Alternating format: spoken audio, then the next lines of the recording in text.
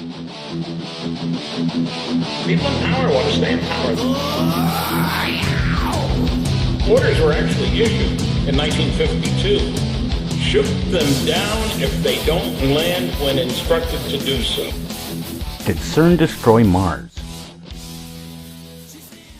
Completely possible.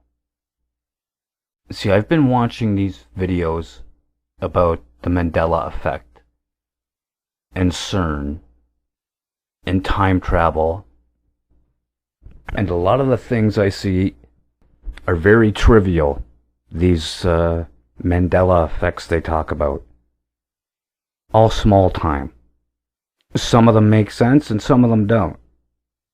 Berenstain Bears is easy. They changed their last name, people. So all the new prints of the books and everything have the new last name. Okay, that's easy. Queen, We Are the Champions? Well, the album version doesn't have Of the World for the very last time. I clearly remember that, and yet you see people going nuts on the internet and on YouTube going, look, look, and they'll play a live version of the song. Well, I'm a singer myself, people, and we sometimes change the way we do the song a little bit here and there just to make it more interesting or keep it interesting for ourselves. Okay, so as far as I'm concerned, there's two that's gone. Oscar Mayer Wieners, okay, that's gay. Not even going to touch that. Don't think it happened. Isaiah 11:6, of course, that seems pretty cool. That one I'm into. The Jaws I'm into. But back to CERN. Now, CERN is in Geneva, Switzerland. It is an underground facility. Apparently they've built another one of these things on a different part of the planet. I can't remember exactly right now. I know I should have this info here, but I don't. This is right now, it's the middle of the night, and I just feel like recording and rambling, so that's what I'm doing. Now, we see these kind of things on shows, right? Like the CW's Flash, and all these people get cool powers, and how great is that, right? Well, the second season gets into alternate Earths and how they accidentally rip a hole to different parallel dimensions. Well, that's quite possible, too. There's this guy that was named John Dee. He was an advisor to the Queen. Whether it was Elizabeth I or Victoria, I'm unsure of at this point in time. Apparently the elite have always known, if the flat earth theory is true, we're getting into flat earth now as well, there is a dome, the firmament, whatever you want to call it, that is keeping people of our, at least our biological type, from getting through it. Now, we're told it's radiation fields, and that's why we can't go out there. Well, that would be an effective deterrent, correct? We wouldn't even try if we thought we were going to die instantly. So, John Dee, along with the help of somebody else, was tasked with figuring out a way to get back into space. To get back out there, reclaim their rightful place. And he claimed to be in contact with some extra-dimensional beings who said they were from the fifth dimension, and they would help in return for blood. Which would also kind of make sense and lend a little bit of credence to the legends of vampires, right?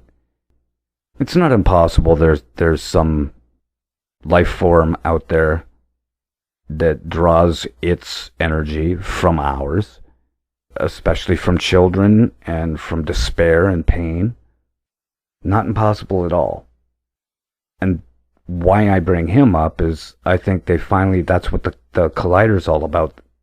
CERN, they finally got it all together. Like, look at all of these stupid rituals you see happening, halftime shows and award shows, and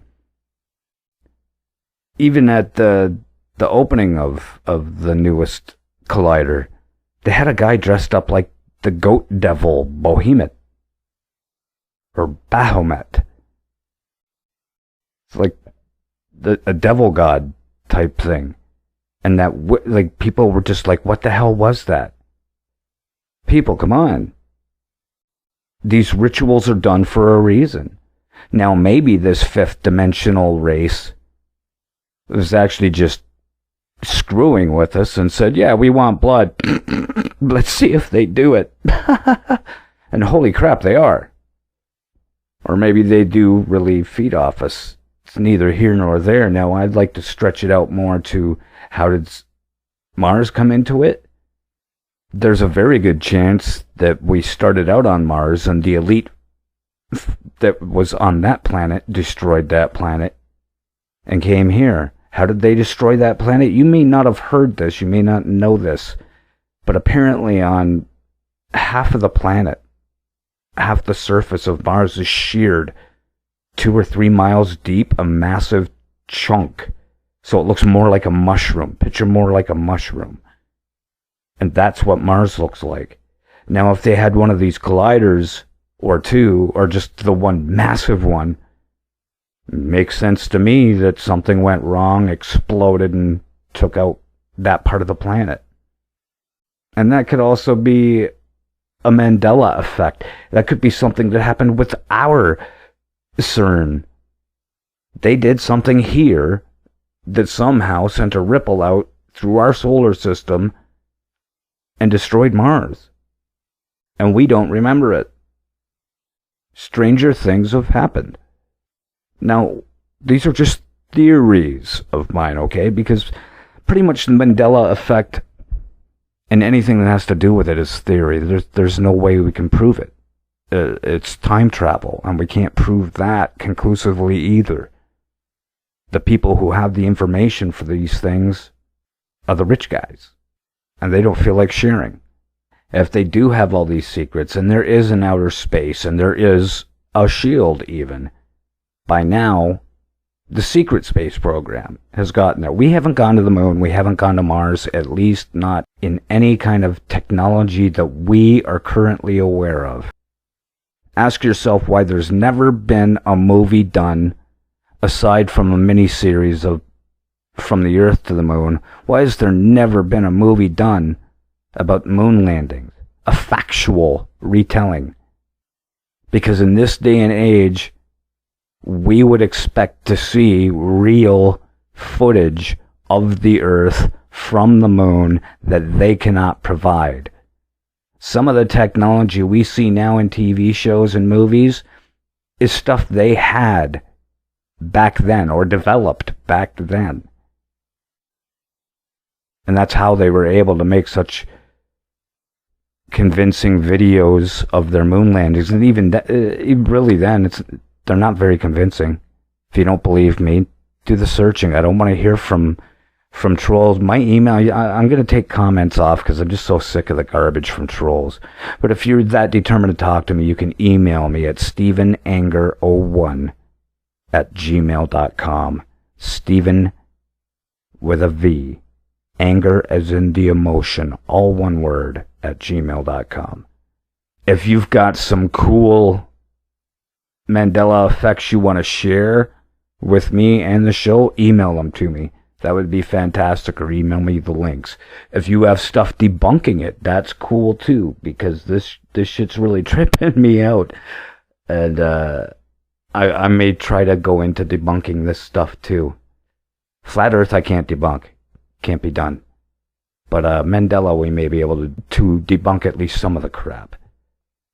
I don't want to hear about Fruit Loops cereal anymore, or the Berenstain Bears. That's simply a matter of the people who wrote the books for the Berenstain Bears changed their name from Stein to Stain. It's easy. Ta-da, problem solved. Beautiful Day in the Neighborhood from Mr. Rogers now being Beautiful Day in This Neighborhood, that's a mindfuck.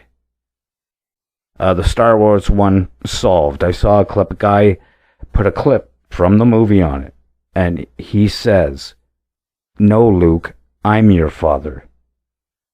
Always has said that. They're trying to say he says, "No, I'm your father," and they took Luke out.